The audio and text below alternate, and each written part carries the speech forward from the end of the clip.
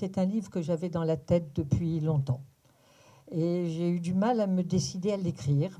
Et c'est sous la pression, je vais dire, d'une éditrice remarquable chez Collin, qui est Anne-Sophie Bourg, qui m'a poussée à le faire. Et c'est ainsi que l'été dernier, je l'ai écrit. Il aurait mieux valu que je l'écrive l'été précédent, mais voilà, les choses sont arrivées ainsi. Alors, quand je vois Pierre Verluis, je regrette qu'une chose, c'est de ne pas avoir 10 cm de plus, parce que pour vous voir tous, ce serait quand même beaucoup plus facile. La salle est en largeur, et on m'a demandé de ne pas trop m'éloigner d'un espace assez réduit. Donc, vous qui êtes loin, je ne vous verrai donc que de loin. Mais les choses étant ce qu'elles sont, on va faire ainsi. Alors, je vous dis les raisons de ce livre que je portais depuis longtemps. Certains d'entre vous savent que donc je dirige la revue Hérodote. J'ai succédé à Yves Lacoste il y a maintenant plus de 10 ans déjà. Et on fait quelques numéros sur la France, mais on n'en fait pas tant que ça. C'est-à-dire que les questions géopolitiques du monde ont de quoi nous donner du grain à moudre, sans grande difficulté, bien sûr. Et là, j'avais quelque chose que je tenais à dire. Pour moi, c'est un livre que je considère comme un livre citoyen. C'est d'abord ça. C'est peut-être une sorte d'essai, mais c'est clairement ce que je pense. C'est ma façon de voir. Alors Jean-Marc Bouissou a dit j'espère que vous allez nous éclairer. Oui, je vais vous éclairer en fonction de ma façon de voir les choses. Je ne détiens pas la vérité. Qui la détient d'ailleurs?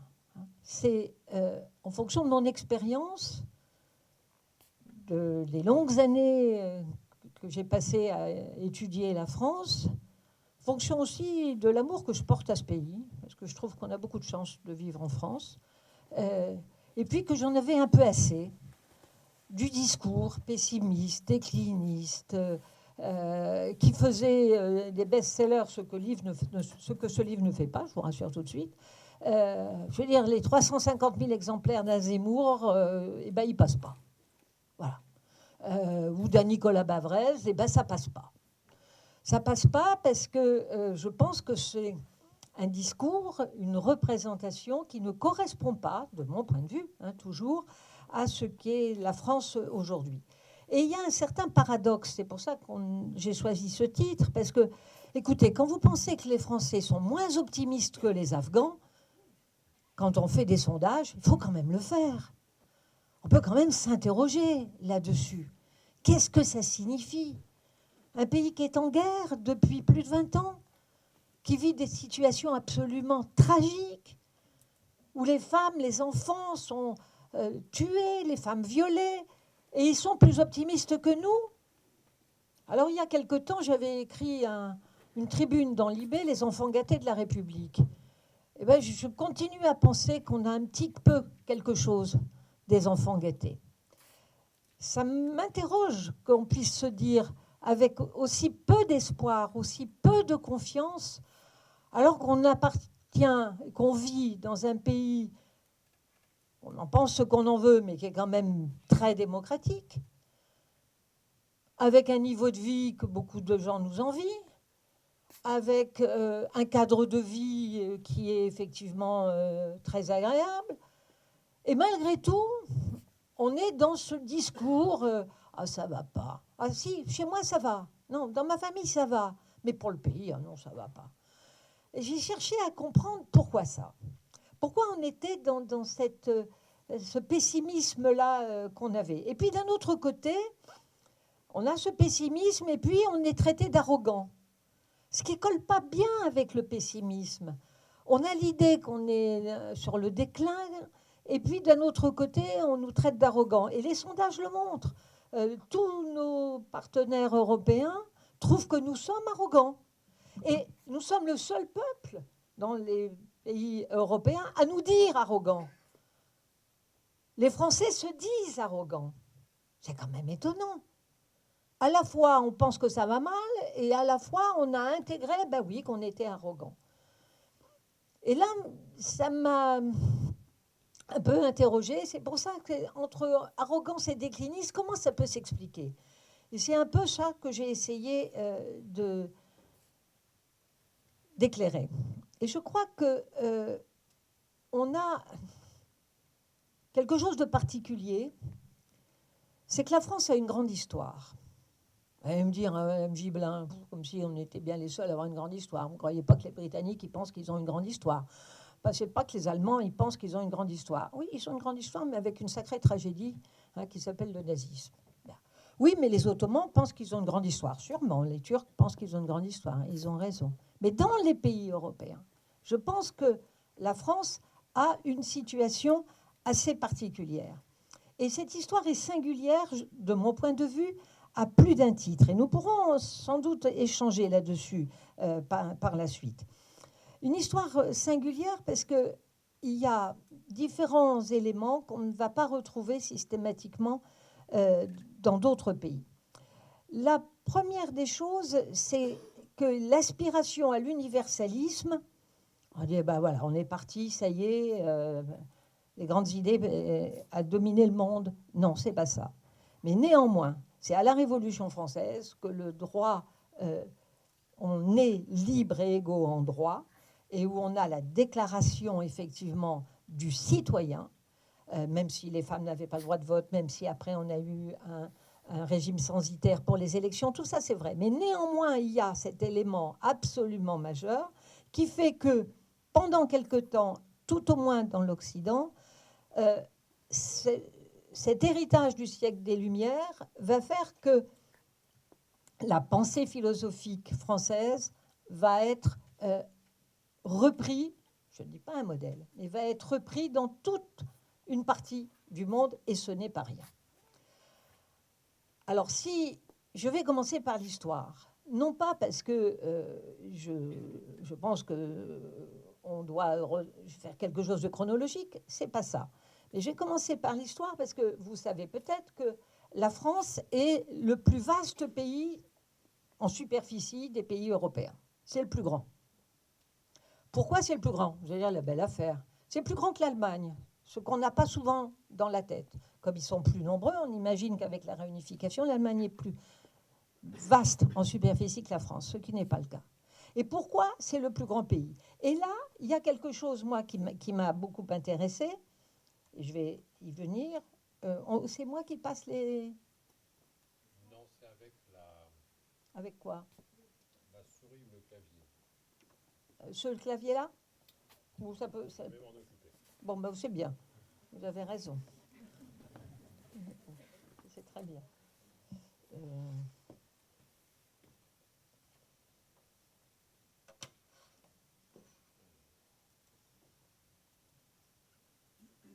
Voilà. Le plus grand État européen, et c'est le résultat de ce que je considère comme une extraordinaire intelligence politique. Et cette intelligence politique, il y a deux personnes qui l'ont eue, l'une surtout, qui est Sugère, qui était l'abbé de Saint-Denis, et l'autre, qui est Louis VI le Gros. Ils ont été, j'allais dire, à l'école ensemble, à Saint-Denis, quand ils étaient gamins. Et Sugère est fils d'un serf de haut niveau, on va dire, et on l'a mis évidemment chez les curés, puisque de toute façon, il n'y avait d'école que chez les religieux. Et c'est là qu'il va rencontrer Louis VI le Gros. Et ce que je trouve absolument fascinant là-dedans, et je vais vous montrer une autre diapo là-dessus qui va suivre. Voilà. Et bien, c'est cette carte-là, qui est le domaine, la France entre 987 et 1180. Le domaine royal, c'est les petites taches oranges que vous avez là. C'est-à-dire un domaine tout petit, ridiculement petit. Il n'est même pas d'un seul tenant. Et il est dans une insécurité totale. Au fond, le roi de France, à cette époque-là, ne maîtrise rien, ou presque rien. Et le plus étonnant, c'est que partant de ce deux petits ensembles, puis ensuite autour d'Orléans, on va réussir, ils vont réussir, et c'est l'histoire de la royauté, à faire le plus grand des royaumes européens. Et c'était pas gagné. Et c'était pas gagné d'avance. Parce que qu'est-ce qu'il y avait comme adversaire à l'époque? Le Saint-Empire romain germanique, hérité, eux aussi, de Charlemagne. Et ce qui est ce que j'appelle moi une intelligence géopolitique, c'est l'astuce de Sugère qui était allé à Rome et qui avait été apprécié du pape de l'époque, de réussir à mettre le royaume de France, qui est une toute petite chose à ce moment-là, hein, et c'est sous Louis VI qu'on parlera pour la première fois du royaume de France. Avant, c'est le royaume des Francs. Et cette toute petite chose, il va dire que c'est un royaume de droit divin. Et qu'il est sous la protection de Dieu, pas du pape, de Dieu. Et que le roi est sacré. Et c'est une mise en scène géopolitique absolument remarquable. Et pourquoi ça a marché ? Parce que le Saint-Empire, l'empereur du Saint-Empire romain germanique, lui, il était élu par les différents ducs, duchés et autres grands électeurs du Saint-Empire romain germanique, et qu'il était couronné par le pape. Alors que le roi de France, lui, doit être sacré par le pape. Et c'est ce qui en fait quelqu'un à la limite de l'ordre du divin. Et donc, comme l'empereur va chercher des noises au pape, va vouloir s'émanciper du pape, il va y avoir une alliance entre l'Église et le royaume de France qui va être une alliance qui va perdurer pendant des siècles. Or, l'Église est une énorme puissance à ce moment-là. Il valait mieux avoir l'Église avec soi que contre soi. Et l'habileté de Sugère est celle-là. Et c'est à partir de ce moment-là qu'on va commencer à écrire le roman national. Le roman national, ce n'est pas le 19e siècle, comme on le dit souvent. Le roman national, il s'écrit en fait dès la période de Sugère, c'est-à-dire dès le 12e. Car il comprend, la nation à ce moment-là, c'est la religion, bien sûr. Ce n'est pas la nation qu'on va connaître après la Révolution française. Et on va écrire une histoire, on va même faire des faux, ça gêne absolument pas Sugère, pour montrer qu'on est bien dans la continuité de Clovis. Clovis baptisé, et il a été dit à Clovis que tant qu'il resterait un bon catholique, eh bien, il aurait toujours des successeurs, et il pourrait effectivement développer le royaume de France. Alors à ce moment-là, qu'est-ce que c'est ? Le royaume de France, c'est un domaine privé dans un premier temps. Donc c'est le fils qui hérite du père, rien que de très logique. Et vous verrez que ça va avoir une importance tout à fait essentielle dans notre histoire. Donc, je ne vais pas tout vous raconter, parce que si j'ai envie que vous achetiez le livre, je ne vais pas vous raconter toute l'histoire. Mais c'est très intéressant de se rendre compte, si vous voulez, de cette intelligence qu'il y a. Car vous imaginez bien que ça, c'est des domaines qui sont contrôlés par le roi d'Angleterre, et vous voyez bien sa puissance par rapport au roi de France. Et ils ont bien essayé plusieurs fois, les Anglais, d'être rois de France, sous prétexte que leur mère, leur grand-mère avaient été reine de France et que donc dans ces conditions, ils avaient le droit eux aussi de prétendre à la succession. Et c'est là encore où on va retrouver l'Église, très habilement, qui va, sous Charles VII, relancer la loi salique. La loi salique, c'est la loi des Saliens, et Clovis était de la tribu des Saliens, qui est de dire la couronne ne peut passer qu'à un descendant mâle. Ce qui était absolument inhabituel dans l'Europe. Élisabeth Ier d'Angleterre a bien été une grande reine sous les Anglais.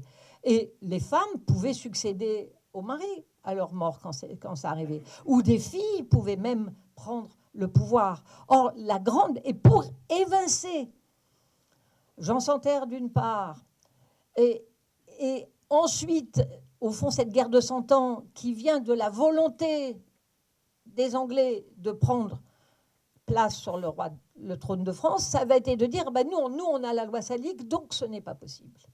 Et on a préféré aller chercher un cousin éloigné plutôt que un Jean Santerre qui était, au fond, beaucoup plus proche descendant de la couronne.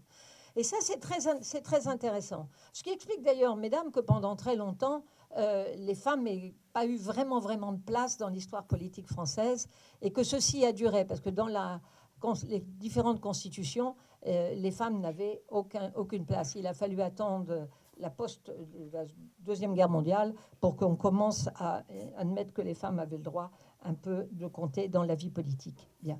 Donc c'est extrêmement important. Et je voulais vous montrer Donc, vous voyez, on va avoir après ça l'extension du domaine royal, c'est là, car ça a été une constante dans l'histoire royale française. C'est l'idée qu'il fallait agrandir le domaine, non pas pour le posséder, mais parce qu'ils ont, j'allais dire, très tôt intégré qu'ils représentaient effectivement autre chose que leur seule propriété. Et ça, c'est tous les Plantagenets en 1180, et ça, c'est d'autres fiefs très importants, dont le fief du comte de Toulouse, qui est bien évidemment très, très important. Et regardez l'importance de ces conquêtes territoriales. En 1180, on est là, 40 ans après, hein, on a déjà agrandi considérablement le domaine avec effectivement des antennes qui sont extrêmement importantes et d'autres fiefs qui sont passés sous le contrôle vassal. On va avancer plus vite pour arriver à... Alors, Royaume de France, royaume du Saint-Empire germanique. Pourquoi j'ai mis cette carte? Parce que cette carte est fausse. Parce que vous voyez, dans cette représentation, le Saint-Empire romain germanique, c'est comme si c'était un État. Or, le Saint-Empire romain germanique n'est pas un État, n'est pas une fédération, n'est pas une confédération. Et cette représentation cartographique, et j'ai reconnu quelques-uns de mes anciens étudiants, savent que j'accorde une grande importance aux représentations cartographiques, à ce qu'on donne à voir. Et c'est très important, parce que vous voyez, là, on a l'impression que c'est beaucoup plus important que le Royaume de France. Or, la réalité, il va falloir que j'apprenne à le faire moi-même, je crois, hein. Ce sera plus simple. Voilà, la réalité, c'est ça, du Saint-Empire romain germanique. Hein, c'est un morcellement. C'est un morcellement avec des petits royaumes à l'intérieur, qui sont regroupés dans un ensemble qui a un empereur, mais cet empereur est élu, et parfois il n'a aucun pouvoir. Il y a des lois très différentes, il y a des monnaies très différentes, il y a des armées très différentes. Donc quand on pense empire germanique, il faut penser morcellement. Et c'est celui-là. Eh bien, dans l'autre sens. Voilà. Et ça, vous vous rendez compte qu'on est dans cet état-là, en fait, en 1799, en fait, cette carte, elle date. Par rapport à ce qu'est la France en 1789, vous voyez bien que ce n'est pas un État, que ce n'est pas un ensemble. C'est la Prusse qui va faire l'Allemagne. Et c'est très intéressant, ceux qui sont déjà allés à Berlin et qui sont allés au musée de l'histoire de Berlin, ils ont dans leur représentation que ce Saint-Empire romain germanique, c'est l'Allemagne depuis toujours. Et c'est très intéressant parce qu'on discute parfois sur ce que doit être un musée de l'histoire de France. Qu'est-ce qu'on donnera à voir et comment on le constituera et qu'est-ce qu'on mettra dedans. Alors ça, c'est aussi... ouais, là, on se rend mieux compte de la taille tant du royaume d'Espagne, qu'on a mis de la même couleur que le royaume du Portugal, et de la taille du royaume de France par rapport à ce qu'on a dans le reste de l'Europe. Donc on a une Europe très morcelée, très divisée politiquement, extrêmement longtemps. Et ça, c'est une carte qui est après le congrès de Vienne, donc on est au début du 19e. Bien. Donc la France, c'était la grande puissance européenne au XVIIe et au XVIIIe siècle. C'est le pays le plus peuplé et de loin, de très très loin. Quand le Royaume-Uni est à 6 millions d'habitants, on est à 20 millions. C'est une différence démographique fondamentale. Je vais passer très vite. Hein. Quand on parle français dans les cours européennes, la langue française a été une langue diplomatique jusqu'après Napoléon. Hein. Ça a été jusqu'au milieu du 19e. Si ça avait pu rester, vous imaginez, ça aurait été tellement confortable. Bien, ceci n'étant pas le cas, on est avec... Et là, on est sur une interrogation qui, à mon avis, mais on pourra en discuter, aide à comprendre d'où vient le déclinisme. Ce graphique qui est tiré d'un article de l'INED, vous voyez la population française en 1750 et la population du Royaume-Uni. Et vous voyez quand est-ce que ces courbes se croisent. Elles se croisent au début du XXe siècle. Elles se croisent à peu près en 1910. Et ceci est tout à fait important.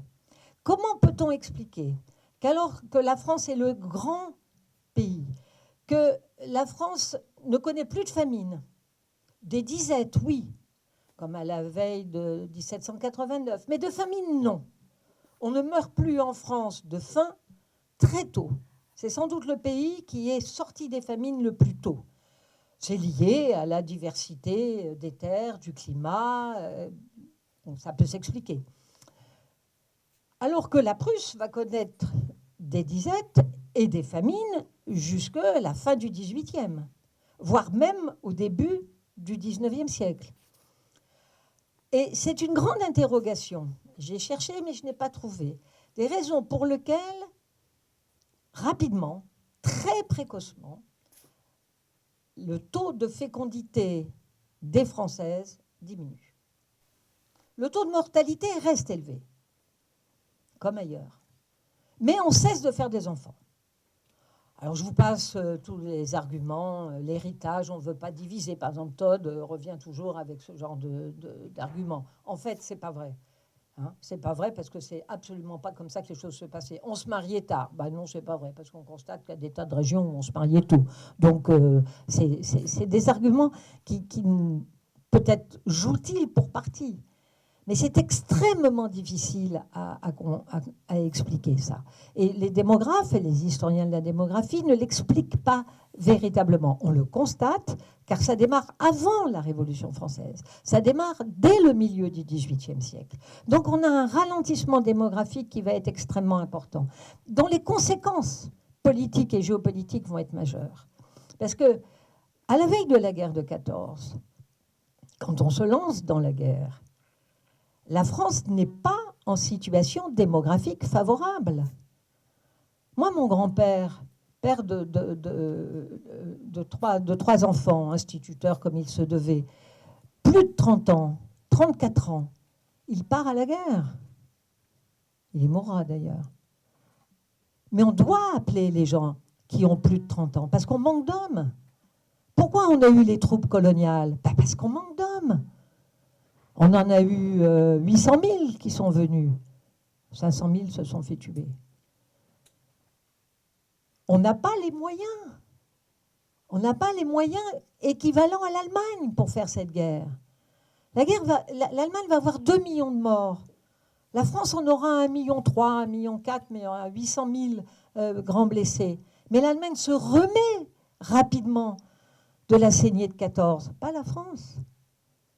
La France, qui peut apparaître comme une puissance importante, elle a refait un empire colonial à la fin du XIXe siècle.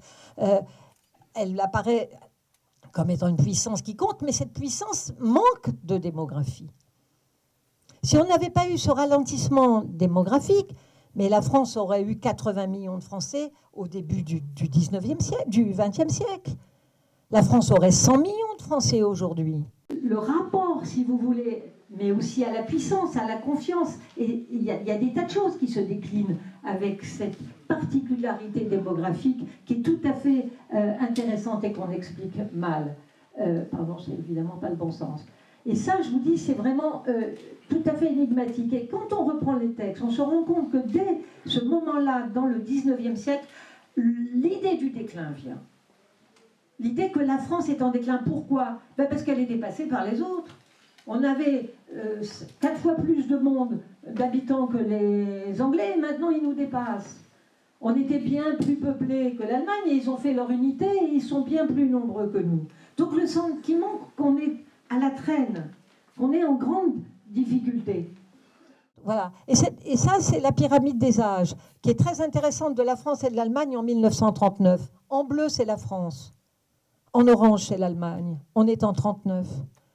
Vous vous rendez compte de la différence, de la masse, j'allais dire, de soldats possibles à pouvoir mettre à la guerre par rapport à nous? Par rapport à la France de cette époque-là? On est dans une situation de grande fragilité démographique. Alors, ça surprend quand je le dis, parce que comme aujourd'hui, la France a le taux, effectivement, un des taux de fécondité les plus élevés, et on est à un taux de croissance de remplacement de 2,1 à peu près, c'est-à-dire que grosso modo, sur l'accroissement naturel, on tient à peu près l'équilibre, plus une immigration, donc on a une croissance démographique positive, à la différence de l'Allemagne, effectivement, qui, elle, était en déclin démographique. Bien. Donc on peut dire, mais ben voilà, on remplit. Mais on est toujours en train d'essayer de compenser tous ces enfants qui ne sont pas nés dans le courant du 19e, dès le milieu même du 18e, jusque, on va dire, au milieu des années 50. Alors il faut bien comprendre que ceci a des conséquences dans la perception de la France. La France a 20 millions de Français à la fin du règne de Louis XIV. Elle en aura 40 au sortir de la guerre, grosso modo en 1948-50. Donc elle a mis 2 siècles, plus de 2 siècles, 2 siècles et demi, pour pouvoir gagner 20 millions. Entre 1950 et aujourd'hui, on est à 66-67 millions de Français, on a 27 millions en 60 ans. Vous mesurez les changements que ça peut représenter pour la société française. On a mis plus de 2 siècles à gagner 20 millions d'habitants. On met 60 ans à gagner 27 millions d'habitants. La société française a considérablement changé, non seulement pour des raisons technologiques, économiques, etc., mais aussi par sa démographie. Et la répartition de cette population a été totalement bouleversée. En 1950, la France est un pays agricole et rural. Il n'est industriel que sur Lyon, que sur Paris, la région parisienne, et sur le Nord-Pas-de-Calais et un peu la Lorraine, sur une zone très précise de la Lorraine, qui est la Lorraine de la sidérurgie liée aux minerais de fer. Ailleurs, rien. Ailleurs, une diffusion de l'industrie. Dans des petites villes, de la métallurgie, un peu partout, parfois de la petite sidérurgie, mais pas de grandes zones industrielles puissantes. Rien d'équivalent à la Rhénanie, en Allemagne. Rien. Le Nord-Pas-de-Calais, ce n'est pas la Rhénanie. On ne joue pas dans la même cour du tout. Et ça, ces caractéristiques-là, elles vont peser lourd dans l'évolution de la France. La France est un pays qui a 67 millions d'habitants et une seule ville millionnaire véritablement, Paris. Après, il faut prendre les agglomérations pour arriver à dépasser le million. Une ville comme Lille, c'est 170 000 habitants. Alors, si je prends les 82 communes qui font la communauté urbaine, bien sûr, là, je vais tomber à un peu plus d'1 million. Mais il va falloir qu'on s'y mette à beaucoup. Lyon, c'est pareil, c'est pas 1 million d'habitants. La ville de Lyon, c'est pas 1 million d'habitants. La ville de Marseille, non plus. Si vous prenez l'Allemagne, il y a 4 villes millionnaires, au sein, évidemment, de conurbations qui sont très importantes. Donc j'insiste sur la démographie parce que je pense que c'est quelque chose d'extrêmement important. Et ce qui était très important, c'est que comme on manquait d'hommes, on a dû faire appel aux étrangers extrêmement tôt, dès le 19e siècle. On en a besoin. Et pourquoi on a le droit du sol dont nous sommes si fiers? Ce n'est pas parce qu'on est généreux, mais c'est parce qu'il fallait que ces étrangers aillent à la guerre. Et pour aller à la guerre, il fallait qu'ils soient français. Parce qu'au fond, les jeunes Français qui partaient à la guerre disaient « c'est pas juste, nous, il faut qu'on y aille. » Et eux, ils prennent nos places. Ça va pas, ça. Il n'y a pas de raison. Hein. Donc, le droit du sol en France résulte de ce déclin démographique, résulte de sa faiblesse démographique. On a eu besoin d'avoir des citoyens pour aller se battre. Et je parlais tout à l'heure des troupes coloniales, c'est tout à fait important, parce qu'on a dit, à la limite, vous pourrez devenir français, d'une certaine façon, on les emmenait à la guerre comme des citoyens pour aller se battre. Et au fond, on pourrait penser que le prix du sang aurait été, au retour, la possibilité de devenir citoyen français à part entière, ce qui, bien évidemment, n'a pas été. Donc c'était une trahison extrêmement importante. Il y a quelques films qui le montrent. Maintenant, on voit bien que les troupes coloniales, elles viennent, j'allais dire, je dirais pas de bon cœur, je dirais pas la fleur au fusil, mais elles viennent pour défendre la France. Et ils se sont remarquablement battus. Et de nouveau à la Seconde Guerre mondiale. Et les 2 fois, ils ont été trahis. Parce que les 2 fois, on ne leur a pas donné la citoyenneté à laquelle ils avaient droit. Et ceci aura des conséquences extrêmement importantes dans la douleur, par exemple, de la décolonisation avec l'Algérie, dont les conséquences d'une situation postcoloniale sont lourdes aujourd'hui. Donc on a besoin d'avoir ça en tête. C'est extrêmement important. Et on va...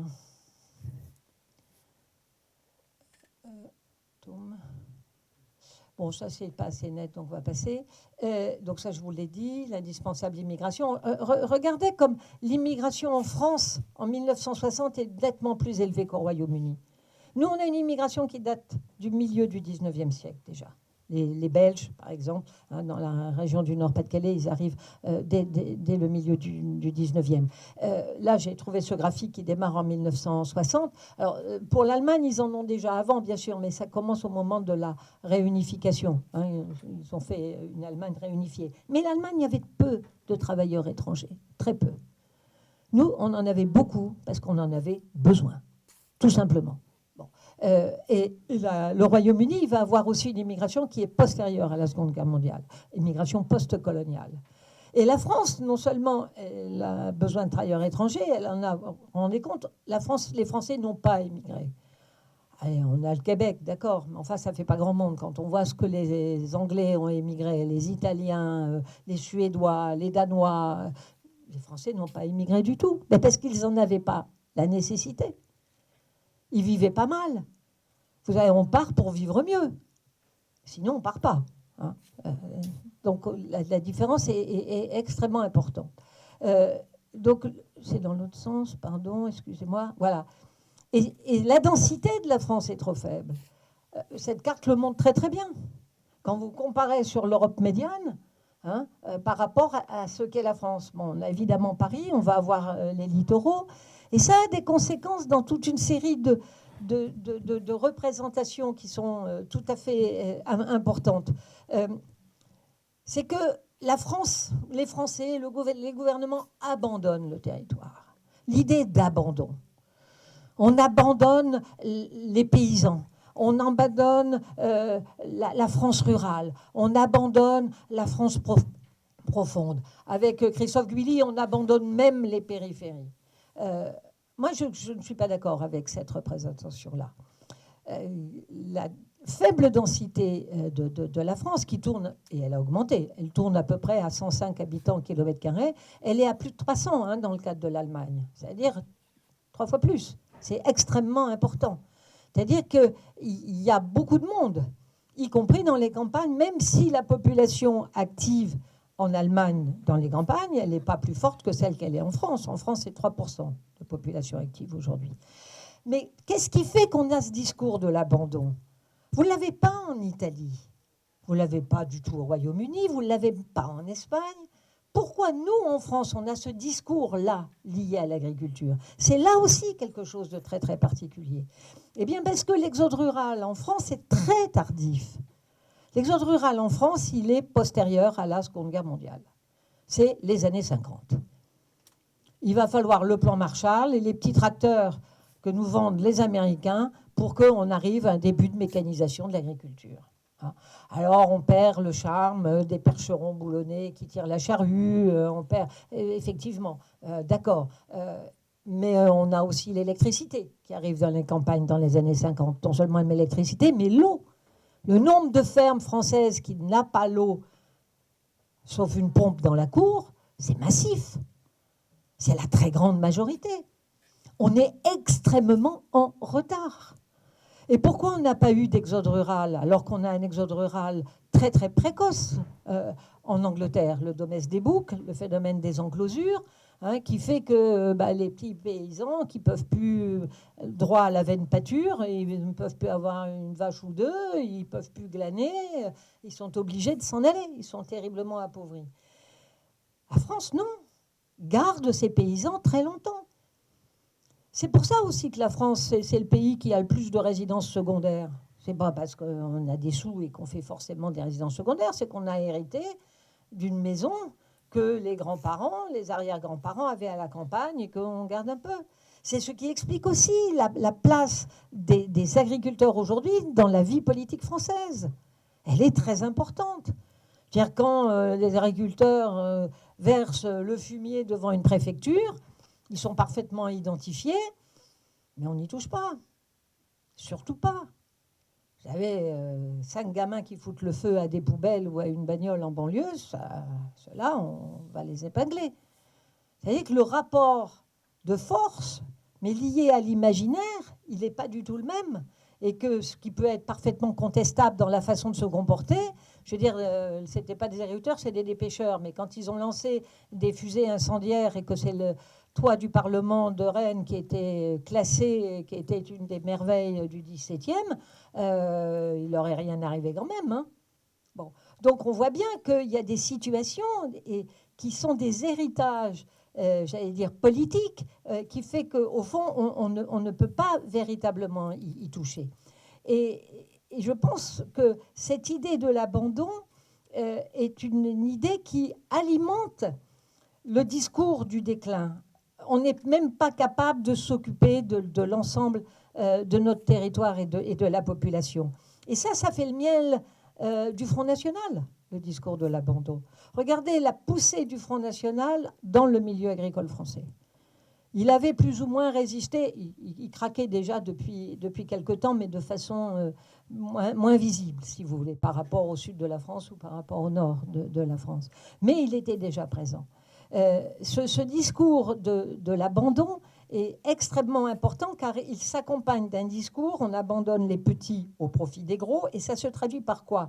Par on défend les métropoles au détriment du reste. Et les métropoles, c'est le développement lié à la mondialisation.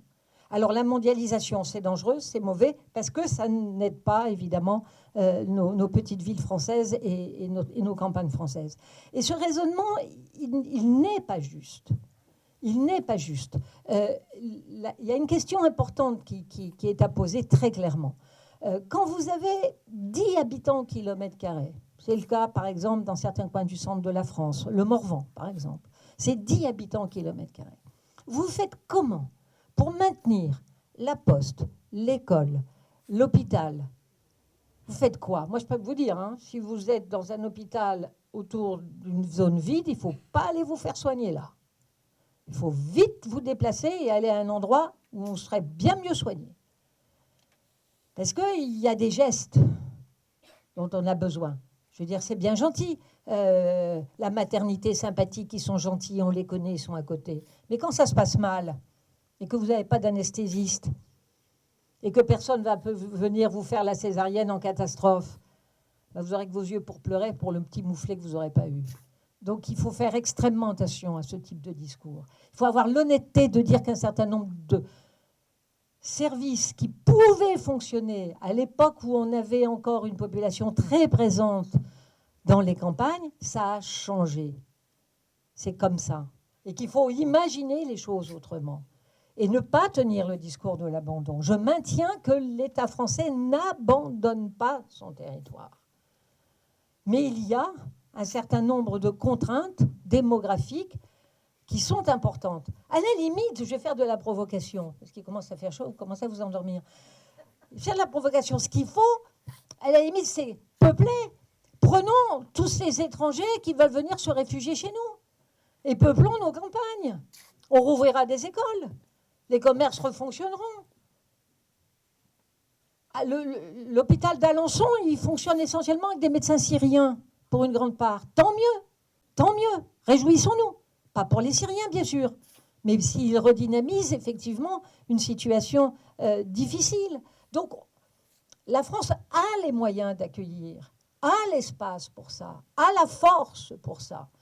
Et moi, je suis assez consternée, si vous voulez, du discours, y compris de grands élus. Je pense à Estrosi et Vauquier, qui, quand on a fermé la jungle de Calais et qu'on a dit qu'il fallait les répartir, ont hurlé en disant on va faire des petits Calais partout, c'est abominable. Mais c'est scandaleux que des responsables politiques osent tenir des discours comme ça. C'est franchement scandaleux.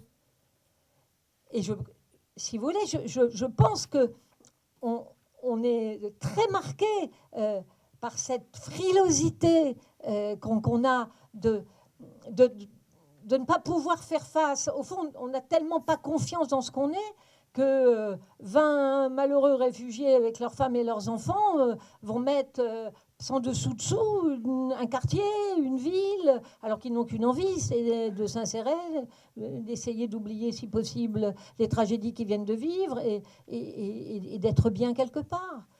C'est quand même très étrange, cette attitude-là. Alors, vous allez me dire, ce n'est pas les seuls, parce qu'il y a des tas de maires absolument remarquables qui ont caillé tout ce monde-là, et des tas, il n'y en avait pas tant que ça, et des associations qui font un travail aussi remarquable. Bien. Mais c'est, je crois, quelque chose de tout à fait significatif. Et si... ah, voilà. Je vous ai mis quand même quelques cartes électorales, parce que quand même... Hein, c'est une carte par anamorphose. Hein, vous savez ce que c'est-à-dire que c'est en fonction de la masse de la population. Parce que quand vous faites une carte qui est juste celle à laquelle vous êtes habitué au niveau des départements, bah, Paris et l'Île-de-France est tout petit, alors que ça représente 11 millions d'habitants, pas d'électeurs, mais 11 millions d'habitants. Donc ça, bah, vous reconnaissez Toulouse, Bordeaux, hein, Lyon, Paris, Lille, bien.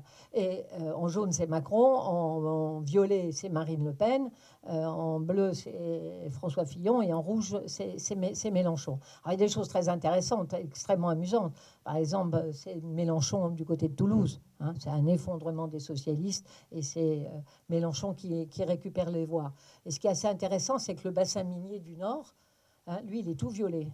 C'est-à-dire que Mélenchon ne prend pas sur cet électorat populaire pauvre qui, lui, se sent abandonné, même si ce n'est pas vrai, et qui a voté Marine Le Pen très massivement, alors que c'est des choses différentes qu'on a effectivement sur le sud de la France. C'est une carte donc qui est assez intéressante. Mais on a quand même une Marine Le Pen qui fait plus de 10 millions de voix au deuxième tour, qui fait plus du double de ce que faisait son père en 2002 face à Chirac. Bon, ils se sont tirés une balle dans le pied avec le débat, tant mieux, on va pas, enfin, de mon point de vue, tant mieux, on ne va pas se plaindre. Et puis maintenant, ils se divisent avec Philippot, très bien. Mais ça ne veut pas dire du tout que le Front National, évidemment, on en soit débarrassé. On l'a déjà pensé avec les divisions avec Maigret. Et ça, c'est la carte du deuxième tour. Alors, elle est à prendre avec prudence, parce que le plus foncé pour Le Pen, c'est plus de 60%. Le plus foncé pour Macron, c'est 85%. Hein, donc, c'est quand même 25 points de plus. Donc, c'est beaucoup, beaucoup plus.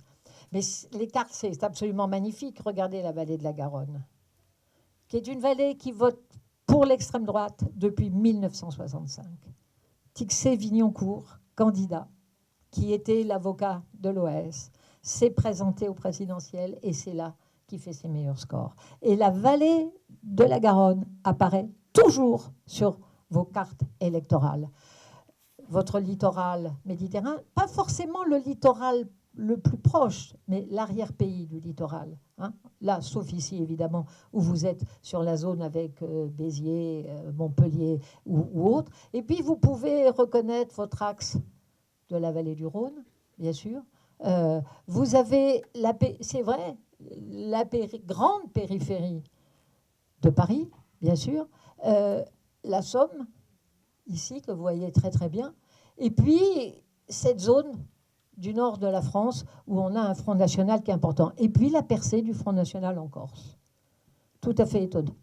Étonnant, parce que la Corse avait toujours très bien résisté. Alors, qu'est-ce que ça donnera ? Apparemment, on peut avoir l'espoir que Marine Le Pen reste à la tête du Front National. Ça serait la meilleure nouvelle qu'on pourrait avoir. Alors, l'État a fait la nation. C'est les historiens qui le disent et ils ont raison. C'est ce que j'ai essayé de vous montrer tout au début.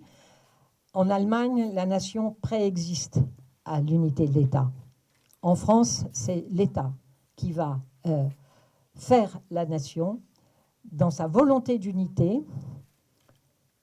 dans la volonté de contrôler ce territoire, hein, la monarchie absolue, de la monarchie absolue à la centralisation républicaine. C'est absolument fondamental. Prenez le cas de l'Espagne aujourd'hui, avec une Catalogne qui a des envies d'indépendance, avec un Pays Basque qui a des envies d'indépendance et qui, pour obtenir cette indépendance, n'a pas hésité, alors qu'on était revenu dans un régime démocratique, à pratiquer le racket, à tuer. Donc on a eu des mouvements nationalistes, fascisants dans le cas du Pays Basque, de mon point de vue. Et là, en Catalogne, on ne sait pas comment les choses vont véritablement tourner. Parce que l'État n'a pas réussi à faire la nation espagnole. C'est une histoire compliquée, hein, on n'a pas le temps d'y revenir. Mais je dirais qu'on a eu la chance d'avoir une monarchie qui a voulu impérativement unifier. Je n'ai seulement pris que les langues. Alors, on a évidemment la langue d'oc avec toutes ces différences. Là, on a la langue d'oïl, mais on a des choses qui sont des langues celtiques avec le breton qui n'ont rien à voir avec la langue d'oïl. De même, on a les langues germaniques qui n'ont rien à voir avec la langue d'oïl. On a aussi les langues germaniques, le francique et l'alsacien qui n'ont rien à voir avec la langue d'oïl. Donc, on avait une très, très grande diversité et linguistique. Et c'est quand même François Ier qui décide que la langue de l'administration sera le français. Et que d'un bout à l'autre du territoire royal, on écrira tout ce qui sera édits royaux en français. C'est-à-dire que vous allez avoir un maillage de représentants de l'État qui va se comprendre d'un bout à l'autre du territoire. C'est extrêmement important que celle de l'unité de la langue. Bon. Donc ça, c'est des données... les régionalistes vont dire, ah ben oui, mais alors ce jacobinisme, il a étouffé nos cultures, il faut bien qu'on se batte, il faut bien qu'on les défende. Oui, si c'est dans un désir culturel, moins évident quand on prend d'autres moyens pour bien évidemment pour y arriver. Et de mon point de vue, je pense que la France aura bien du mal à être un État décentralisé. Parce que c'est le constant recours à l'État, dans tous les domaines. L'économie, déjà. Hein.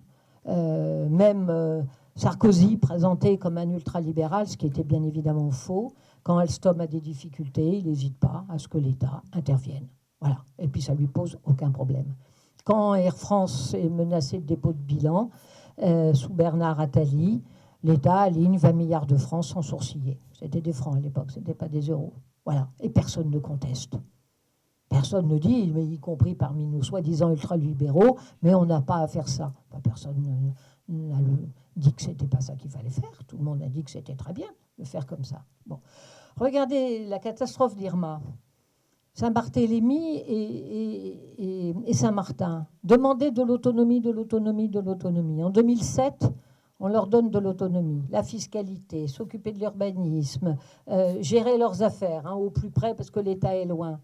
Mais quand il y a une catastrophe comme ce qu'ils viennent de vivre, qu'est-ce qu'on fait ? Ah, l'État n'a pas fait assez. Ah, l'État n'a pas prépositionné des forces. Ah, l'État n'a pas mis suffisamment d'eau. Tout de suite, on en appelle à l'État. Et il faut tout de suite que la ministre des Outre-mer soit là, que le président y aille, que ça peut se comprendre, hein, je ne dis pas le contraire, mais on voit bien que quand il est en difficulté, vers qui on se retourne l'État. Je vais prendre un autre exemple, l'éducation nationale.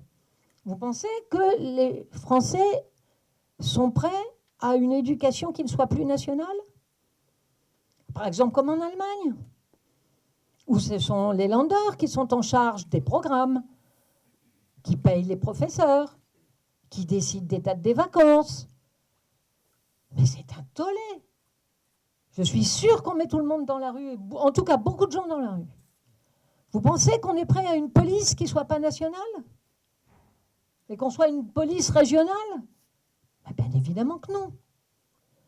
Donc je pense que, comme l'État a fait la nation, comme, j'ai dit, l'importance des fonctionnaires français, hauts ou pas hauts, est extrêmement ancrée dans notre culture. Donc, et je parle ici dans une école de management.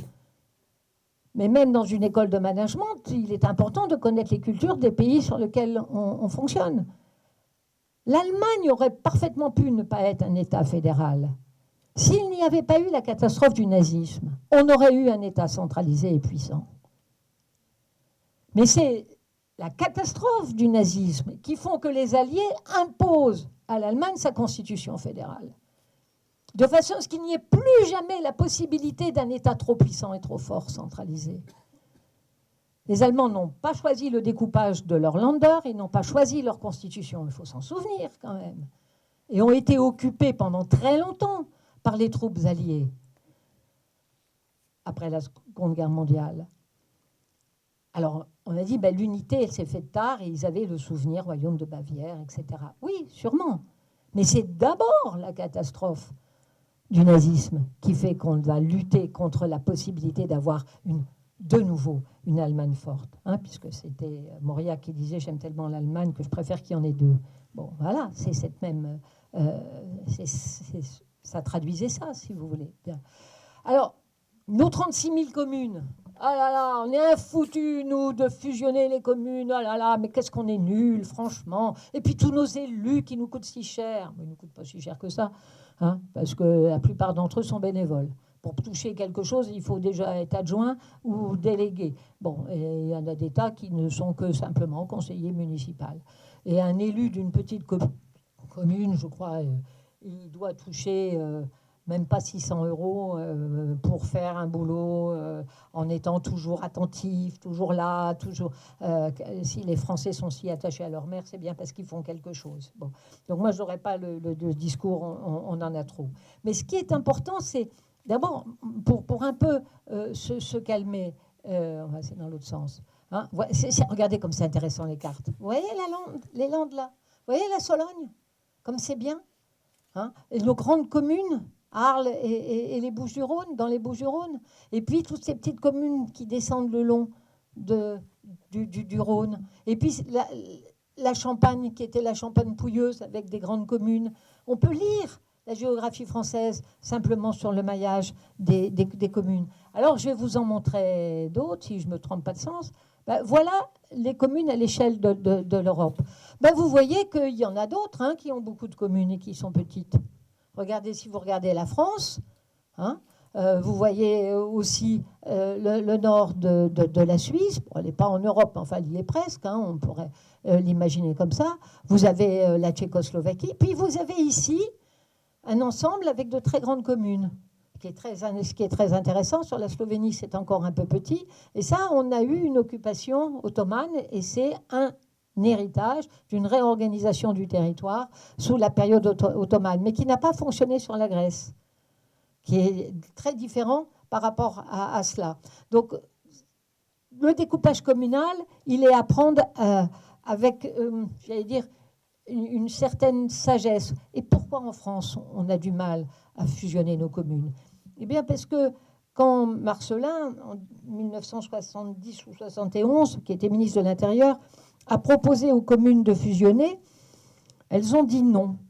Mais pourquoi? Parce qu'on ne leur proposait rien avec cette fusion. Elle disparaissait et ça permettait de renforcer encore la centralisation. Au fond, la fusion de communes, à ce moment-là, ça a arrangé l'État, sans accompagner avec des nouveaux pouvoirs, des nouvelles responsabilités. Sans doute qu'à ce moment-là, on aurait peut-être pu avoir une fusion des communes qui se serait faite, comme elle s'est faite à cette époque-là en Belgique, comme elle s'est faite à cette époque-là en Allemagne. Mais l'État ne voulait pas se départir de la moindre parcelle de son pouvoir à ce moment-là. Et ça a été un bel échec. Alors, qu'est-ce qu'on a inventé? Puisqu'on n'y arrivait pas, on a inventé l'intercommunalité. Ça, c'était un bon signal. Ça, c'est les régions. Excusez-moi, j'aurais dû trouver une carte avec les nouvelles régions françaises, mais je l'aime bien parce que ça montre qu'en fait, la taille n'a pas d'importance. Hambourg, c'est un land. C'est une ville. Brême, c'est une ville. Et puis, vous avez la Rhénanie-Westphalie et la Bavière qui sont énormes. Ça les gêne? Non. Qu'il y en ait des tout petits, des très gros? Ça les gêne? Non. Il n'y a jamais de discussion sur c'est pas le bon découpage. L'histoire du découpage, c'est une histoire française. On est avec des essais de découpage, j'en évoque quelques-uns dans ce livre, depuis très longtemps. Tout le monde s'y met. On découpe, on découpe, on découpe. C'est l'État qui décide et c'est avec un certain nombre de grands experts, bien sûr, qui savent très bien ce qu'il faut faire et qui découpent la France. Mais ça n'a aucune importance. Qu'on ait des petites régions ou des grandes régions, tout dépend des pouvoirs qu'on leur donne et des capacités et les moyens qu'on leur donne. Pour le reste, ça n'a absolument pas beaucoup d'importance. Voilà. J'ai mis en couleur, mais c'est pareil. Et puis ça, ce sont les EPCI, c'est-à-dire toutes les intercommunalités. Toute la France est en intercommunalité aujourd'hui. Toutes.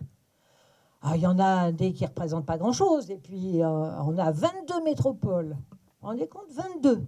Alors qu'on est avec faible démographie, on réussit à en faire 22. En fait, de vraies métropoles, on peut en avoir 2 ou 3. Mais c'est un tel label, et puis c'est plus de pouvoir, que toutes veulent être des métropoles. Donc on baisse le niveau à partir duquel on devient une métropole. Mais ça va faire aussi des tas d'histoires, parce que normalement la métropole prend le contrôle et les activités de tout ce qui est sur son territoire. Alors on va avoir des départements qui ne vont pas être contents, on le voit déjà sur la région parisienne, déjà. Alors on peut se dire, est-ce qu'une métropole de 12 millions d'habitants, ça n'a pas besoin de niveau inférieur pour être géré correctement? Vous savez, quand on a créé les départements dans les années 60 dans la région parisienne, c'est parce qu'on avait la Seine-et-Oise et la Seine-et-Marne, et qu'on se disait que si on habitait très loin et qu'on devait aller à Versailles, c'était bête et qu'il fallait peut-être qu'on réorganise un peu correctement cet espace. Je doute fort qu'une grande métropole sur l'ensemble du Grand Paris ne nécessite pas au bout de quelque temps à ce qu'on refasse des niveaux inférieurs. Mais bon, je serais peut-être plus de ce monde pour le voir. Mais ça ne m'étonnerait pas. Alors voilà les 22 métropoles. Alors, puissance européenne, entre interventionnisme et pacifisme. Et pourquoi on est si attaché à l'armée? Je regarde l'heure. J'ai presque... Allez, j'accélère. Pourquoi on est... Eh bien, on est si attaché à l'armée pour plusieurs raisons. D'une façon un peu paradoxale, parce qu'on a été battu. Parce qu'on a pris, j'allais dire, une défaite très humiliante en 1940. Je passe, celle de 1870, elle était loin. Mais en 1940, c'est une défaite absolument terrible. Et l'armée, mais pas seulement l'armée, un certain nombre de responsables politiques français veulent absolument reprendre l'image d'une armée conquérante. Et ça va être une des raisons des erreurs de nos guerres de décolonisation. Les Britanniques ont bien mieux réussi leur décolonisation que nous. Je ne sais pas si vous avez regardé hier soir, c'est encore ce soir et encore demain soir, le très très grand documentaire américain sur Vietnam, qui retrace de façon, à mon avis, pas parfaite, la période française, parce qu'il n'explique pas bien l'engrenage et comment la France s'est lancée dans la guerre d'Indochine, comment l'armée française s'est lancée dans la guerre d'Indochine, et comment cette défaite dans la guerre d'Indochine va contribuer à alimenter aussi la guerre d'Algérie. Et comment on est dans l'incapacité d'admettre le droit des peuples à disposer d'eux-mêmes, et c'est la grande contradiction par rapport aux valeurs dont je parlais au début de cette conférence. Et les conséquences géopolitiques sont extrêmement graves.